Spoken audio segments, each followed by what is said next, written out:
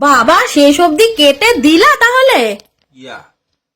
তো বন্ধুরা এই দেখো আজকে বড়মশাইয়ের স্কুল ছুটি, আর ওনাকে দিয়েছি চালতা কাটতে, যেটা আমি কাটতে পারি না, সেটা কিন্তু ও খুব সুন্দর করে কেটে দিচ্ছে। জীবনে প্রথমবার আমি ওকে চালতা কাটতে দেখলাম। এর আগে কি কোনোদিন চালতা কেটেছো? তো এই যে ওর শরীরটা ভালো না, আমারও শরীরটা ভালো না, তো দুদিন ধরে কোনো ভিডিওই মানে আমরা করিও নি আর দিও নি। তো আজকে দেখলাম যে প্রথমবার চালতা কাটছে। তো চালতাটা কাটিং ঠিকঠাক হচ্ছে কিনা তোমরা অবশ্যই কিন্তু কমেন্টে জানিও। তবে আমার তো দেখে মনেই হচ্ছে ঠিকঠাক করেই কাটছে, কারণ মাও এরমভাবেই চালতা কাটে।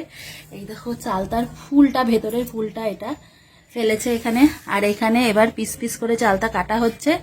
তার আগে চালতার হচ্ছে চোকলাটা ছাড়িয়ে নেওয়া হয়েছে, কচি আছে চালতাটা। হ্যাঁ, হাতটা বাঁচিয়ে দেখো আবার কেটে টেটে না যায়। তো তোমরা কে কে চালতা কাটতে পারো অবশ্যই কিন্তু কমেন্টে জানিও। আমি মানে আমার কাটাকাটি করতে, সবজি কাটাকাটি করতে এতটা ভয় লাগে যে চালতা মনে হয় না পারবো। হ্যাঁ হ্যাঁ, সাবধানে কিন্তু। তো অনেকটাই কাটা হয়ে গেছে। আজকে কি হবে চালতা দিয়ে? চালতার ডাল, যেটা রাজা খেতে ভীষণ ভালোবাসে।